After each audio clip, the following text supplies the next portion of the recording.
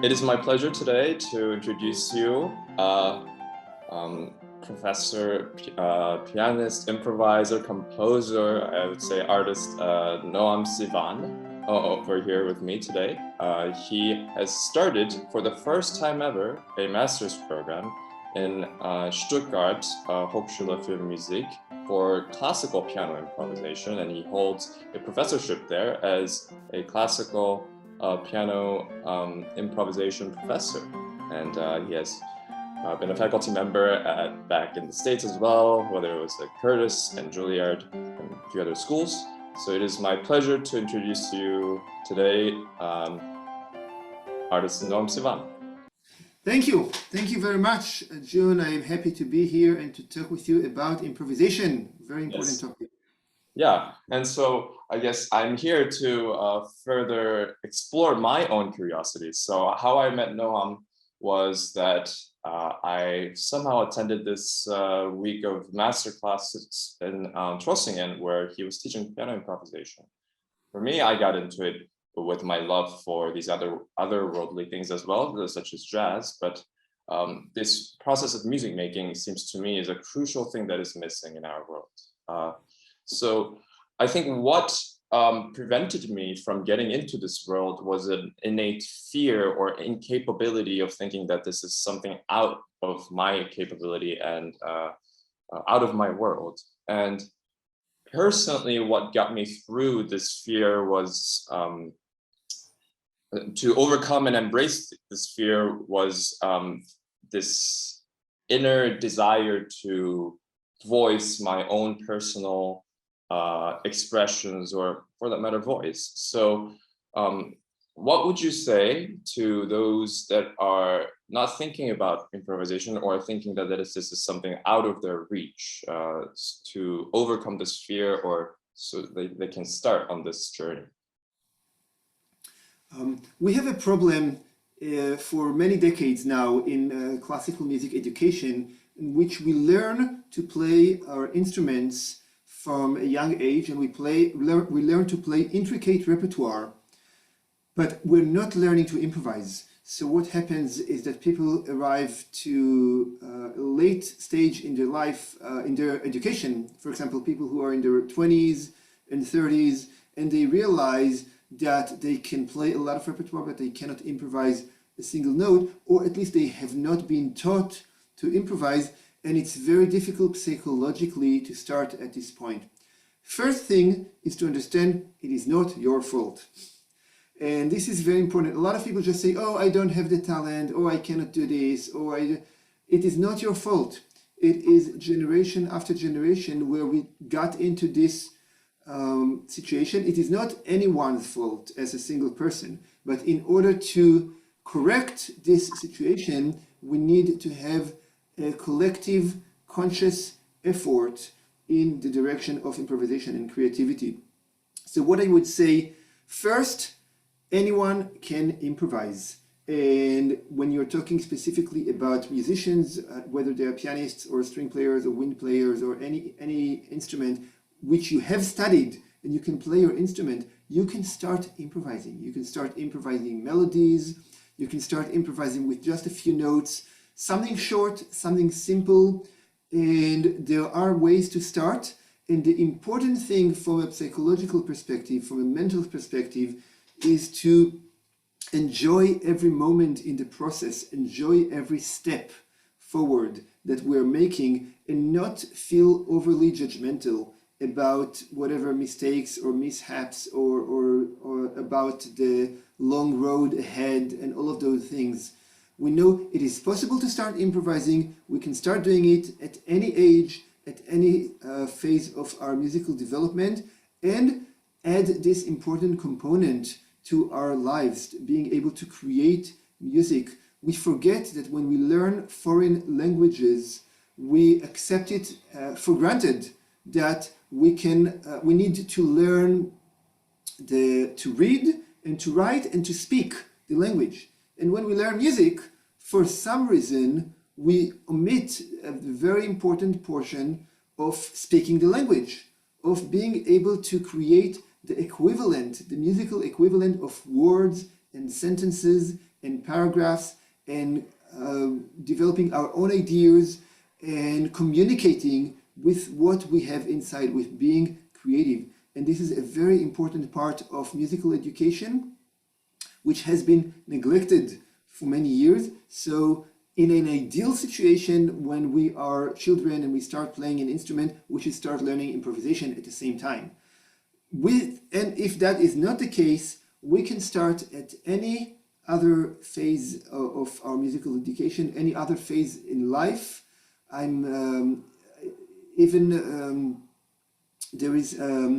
got contacted by a woman in the United States who are in her 70s, and she started improvising the piano, and she's now improvising all day long, and she has a strong internet presence, and so that's an inspiring story. So when you're 75, you can start doing it, even more so when you're 25 or 35 or 45. So definitely it is something that you can start doing. And there are ways to start. How to do this? Yes, you need patience, you need perseverance, you need motivation, but you need joy. And this is important, and the joy will overcome the fear. I think maybe the very last thing you said pretty much also sums it up amongst all the other wise things that you just said. Joy overcomes fear. That seems to be the key. And like what you said, it seems like how I had been feeling is as if we are learning an entire play, let's say by Shakespeare or Goethe or something like this. And then we learn to memorize it without learning really how to speak the language in free conversation, let's say. And so I guess following up on that question, what I noticed, what struck me the most, almost like a revelation at the masterclass in Trossingen about a month ago now, was that there were amateurs that were taking part along with us professionals. And the way they approach music and consume music was quite a revelation to me. And when you had given them some sort of inspiration with joy, not with this what not to do, but you're working with them depending on what kind of a person they were. So this struck me as this joy and creativity that was the priority, rather than trying to nail something or get it right or get the right notes. So I wonder how this sort of a mindset can be implied or be more present in a student's life, of an aspiring student or a musical professional. I always like to quote Bill Evans, and he said, "An awoke layman teaches you more than a professional." I think that can be applied in many, many, many fields. So I want to hear how this idea of a true amateur can be applied to our music making. Well, what we said just a minute ago about the joy of making music. The problem of professional life is that there are so many pressures to do various things and so many distractions, and from the pressure of making a living and the pressure to conform to public expectations, or to the expectations of teachers, or when you're going to auditions or competitions, or just so many different things. And then, of course, the realities of life. You have to, if you want to have a family and you want to be able to make a living to support the family, and then there's all the bureaucracy, and then there are all the, I don't know, political machinations and intrigues, and just there are so many things in life, yeah? But we should always return to the point of why are we making music? It is a privilege to make music, whether we are amateurs or professionals or anything.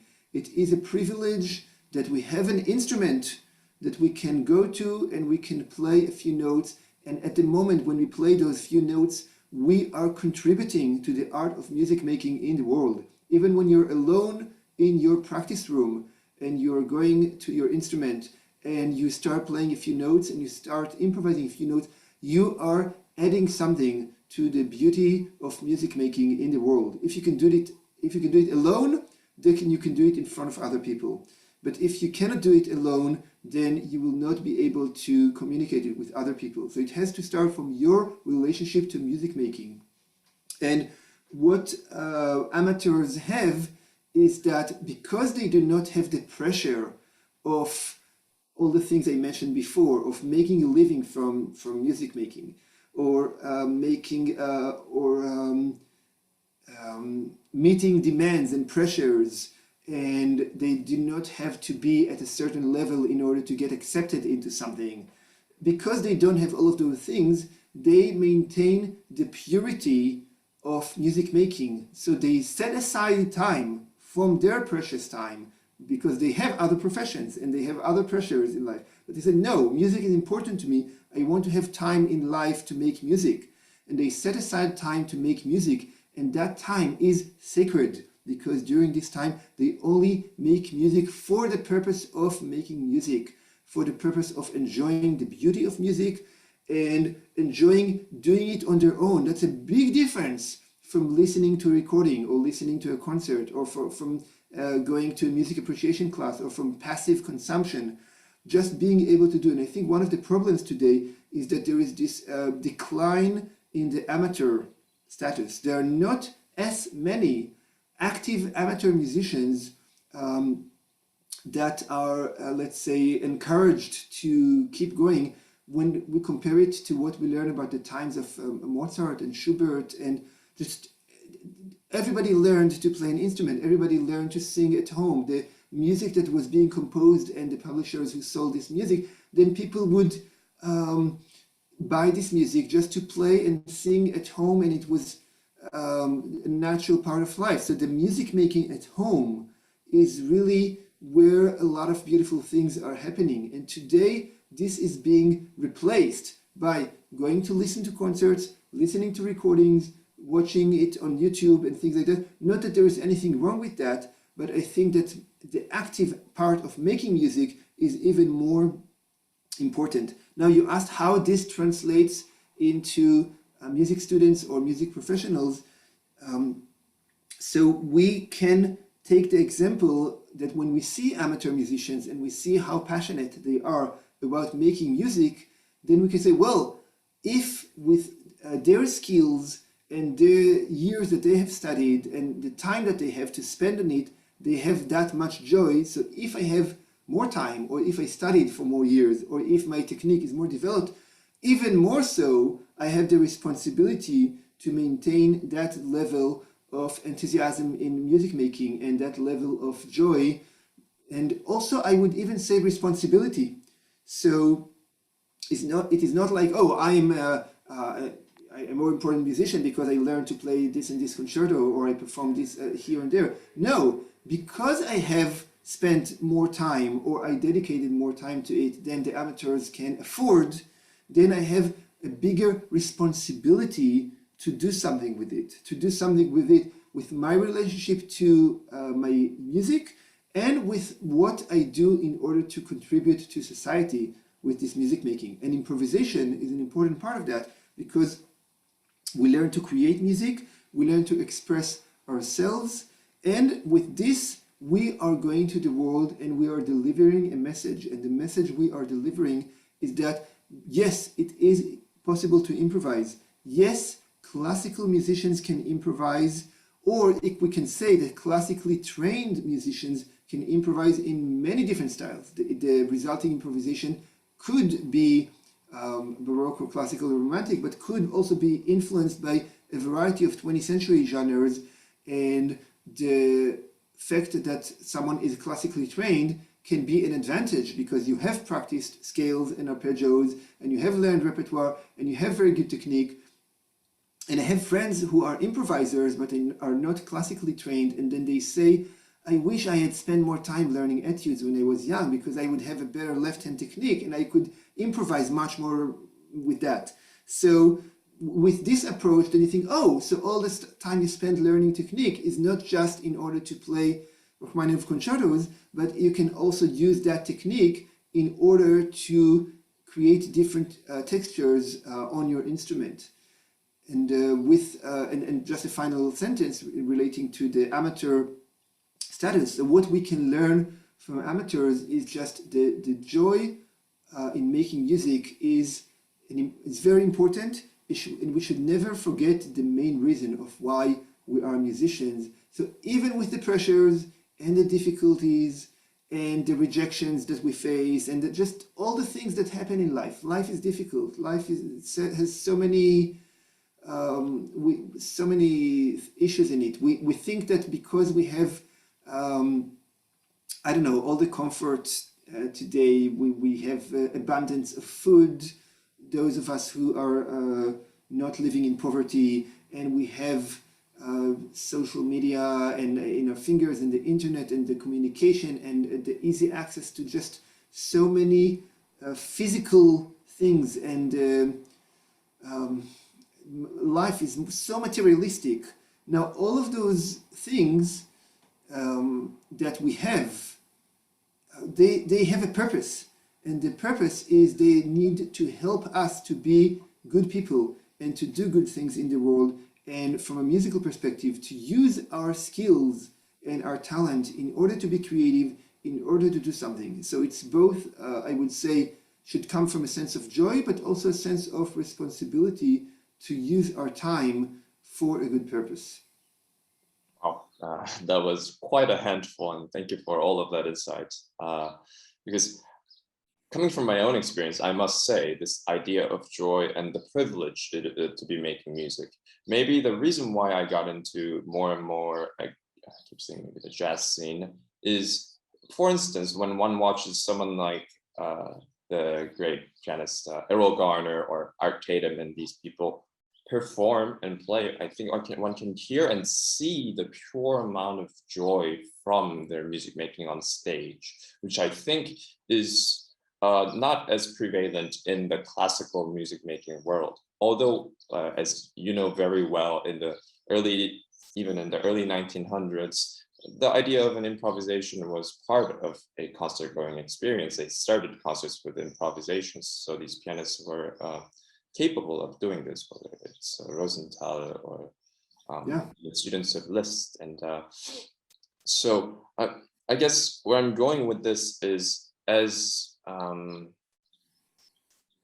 one thing that struck me, for instance, the one thing that's blocking us is this inner need to express ourselves, because I think as classical musicians, we think that we are the servants of the composers, whom I think are put on a godlike status these days. And I would like to say there's this one step missing, which is the ability to learn to express ourselves first, and then we can truly maybe then also understand what those great musicians and artists thought or wanted to express. Maybe this one process is somehow eliminated, so it seems like a less personal thing to do. And I must say, I wonder what you think, how this idea of personal expression can be implied. And because I also think for me, the most moving performance or an ideal performance seems like one is composing a piece that he or she is playing at the moment on the stage, regardless of who's written, whether it's even if a Beethoven sonata. And to us, we know how much more difficult this could be because we have the constraints of how the piece should go, but there are, of course, infinite ways of doing this too. So I wonder how then this art of improvisation can be applied to our traditional traditional music making. Yeah, well, you just said something very true, that an ideal performance of, let's say, a Beethoven sonata is that you listen to the piece and you get the impression that the performer is creating the piece in that moment, or improvising the piece in that moment, or is as surprised by the surprises that are contained in the score as the listener is, and of course bringing all the technique and knowledge and preparation into creating that moment. Now, there is a simple question here. If you do not have the experience of improvising a sonata in that style, or let's say something even shorter, 5 minutes of music, not a 20-minute sonata, but so how can you convey that sense of improvisation when you play the piece? You need to have the experience of being able to improvise this kind of music in order to be a good actor, a good performer of the written piece. So when you learn to improvise it, you learn what are the compositional choices that you have to face, whether it is harmonic, what kinds of harmonies, harmonic progressions, modulations, which keys you go to, whether it is thematic, melodic, how to develop the initial theme, what could happen to it, how it could develop, how do you create a contrasting theme, what kinds of different textures, different rhythms, how do you move from eighth notes to 16th notes to quarter notes, to how do you move from piano to forte, how do you create different kinds of atmospheres. And speaking of the time of Beethoven, one of his notable students was Carl Czerny. And Czerny is today remembered mostly because of his etudes, but he also wrote a very, very important treatise on improvisation, Opus 200. And he says it's called an Introduction to Improvising at the Piano. And in that book, he shows what was the culture of improvisation at the time, how people took a theme and improvised an allegro or an andante or a minuet or rondo, anything from just a few notes. And then when you see that, you say, oh, yes, that makes sense. That's what Beethoven did. And then you can see how it goes into his compositions. And when you look at the early sketch to the first movement of the Tempest Sonata, where practically the entire first movement is written on just something like half a page or no more than that. And it is a very condensed version of the piece, but almost all the main ideas are there, the largo and allegro tension and the recitative in the middle. And of course, a lot of things are missing, but this is a written down improvisation. He was sitting with a piece of paper and had an idea for the piece, and he wrote down some ideas from beginning to end. And just looking at the amount of material, that probably takes 3 minutes to write it or 5 minutes to write it. So an idea for a piece, that you write it down, and then later there is the part of composing all the details, and that takes much more time. So I'm also a composer of written music, and I understand the relationship between improvisation and composition, how those things are related. And I also had the experience of writing something very quickly or writing a sketch so that the ideas don't get lost. And then later you go back and then you say, okay, now that's how I expand on it. So this kind of training, being able to compose, being able to improvise, gives you an insight into compositional thinking. Then you learn to think as a composer, and then you understand, oh, this chromatic note moves the music forward. Oh, this, things like that. You are able to understand the music at a level of a composer, and then when you play the piece, then you can make informed choices that are based on this understanding, and you have more authority as a performer conveying this to the audience. So I think absolutely this is important. I will also mention the issue of memorization. Now I encounter so many pianists who have difficulties memorizing pieces from the repertoire, and then I say, oh, why don't you play a harmonic reduction? But then there is just being able to play a harmonic reduction of what the music is, playing the chords. Now we're talking about pianists. In other instruments, there are other ways to do that.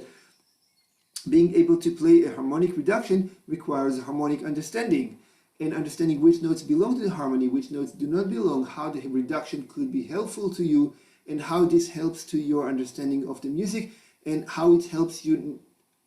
Okay, memorizing is a practical need, but I'm also talking about the higher level, which you asked about creating a sense that you own the piece and that you could improvise something comparable, or that you are also improvising something. Now, if people are frightened by the word comparable and say, oh, how can I compete with Bach? How can I compete with Beethoven? It's not about doing something that is as good as the written piece. It is about taking the primary materials, melody, harmony, just a few notes, and being able to create phrases, to create something, even if later it doesn't go into a concert, but it's only something that you're doing on your own. But learning to do this and learning to make progress with it gives us knowledge about composition, confidence, ability to understand different musical styles, better relationship with the instrument, just so many different things. That was quite a handful to grasp, so I don't want to touch too much on it. But it seems like what you said, this process puts us in the box of the creator or someone that creates. And this is one thing that's, I think, a missing thing that I think everybody has a right to be an artist of his or her own right.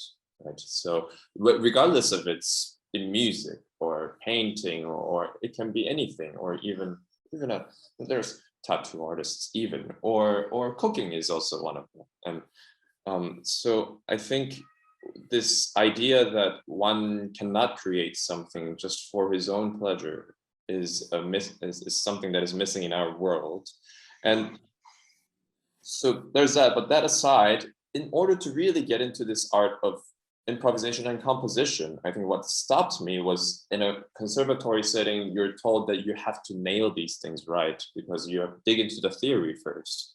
Of course, I love what Thelonious Monk said about music. He said that music is mathematics in disguise. So, but in order to get there, I think we have to have this will to want to express. And this will to express perhaps, I think, is blocked by this idea of, oh, you have to follow this rule, you have to follow that rule. First, it seems what's important is to even play a few tunes.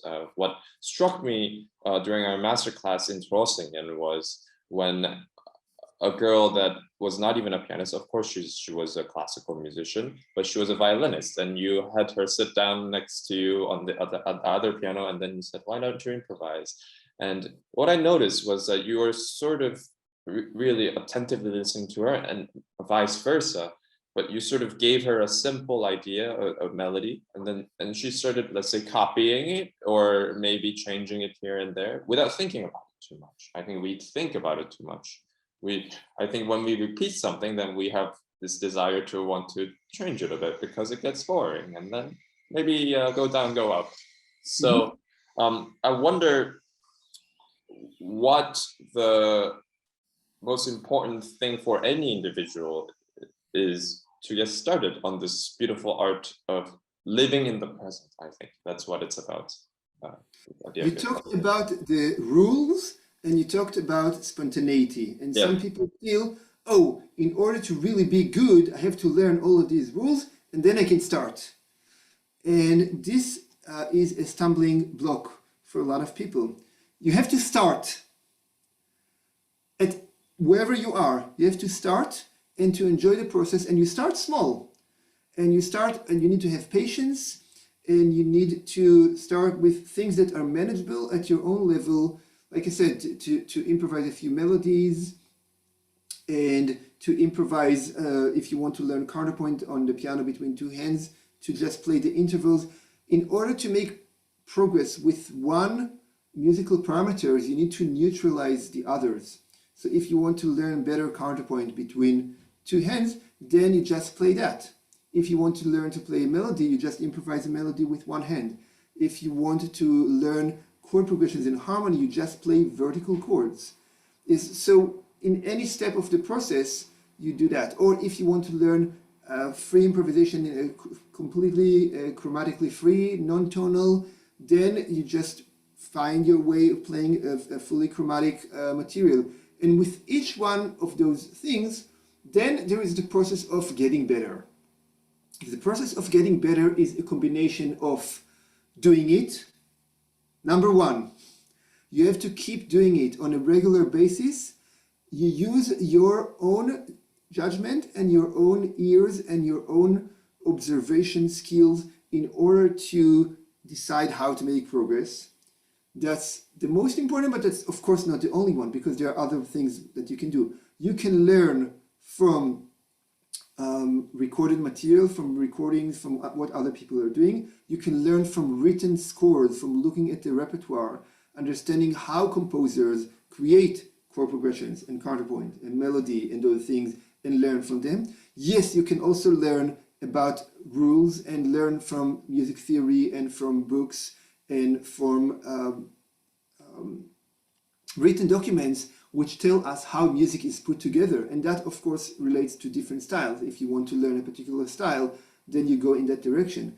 So the learning process is a combination of your own experience doing it day by day, and maybe even keeping a diary of what you're doing and measuring your progress in this way. What I did today, what was good, what was not good.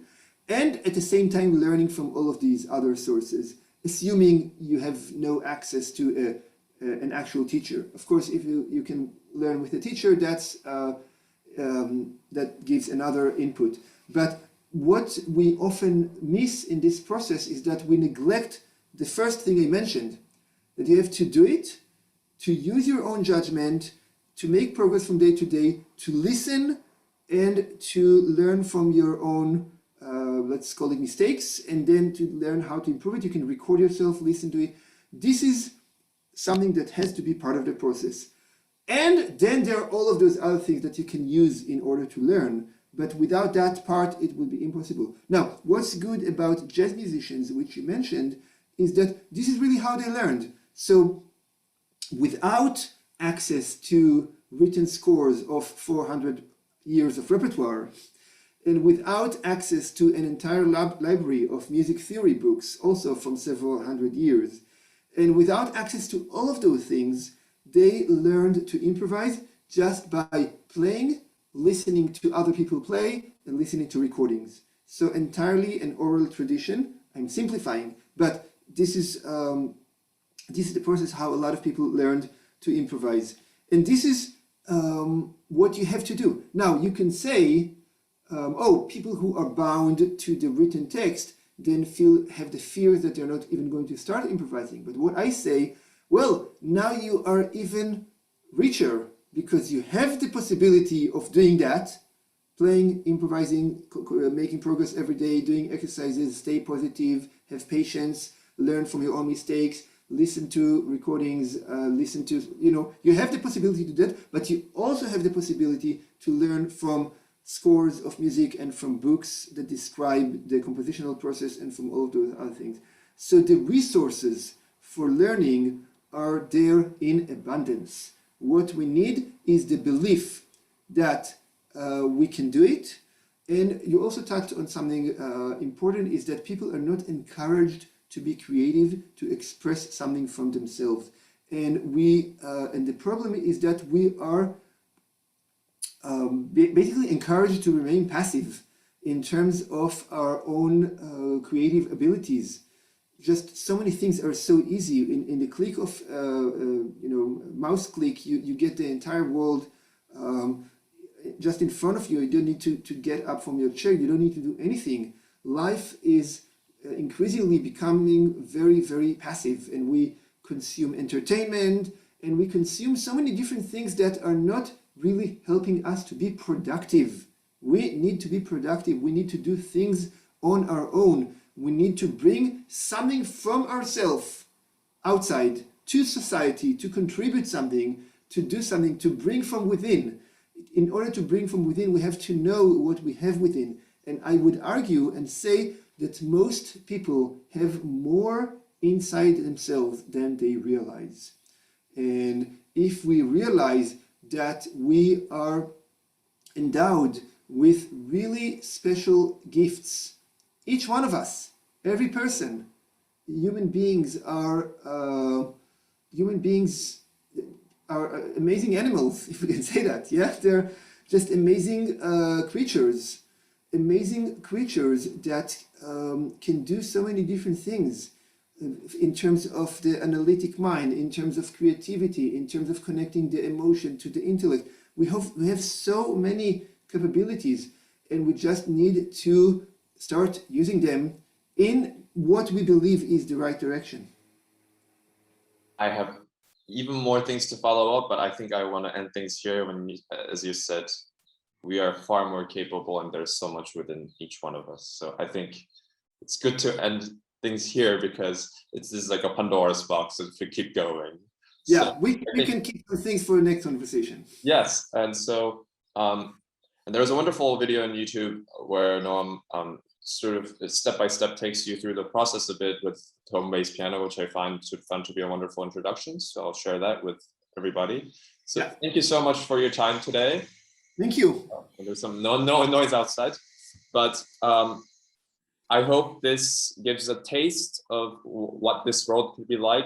And if one person gets into it from this, I'll be more than happy. So thank you very much, Noam. Good. Thank you, June. Yeah.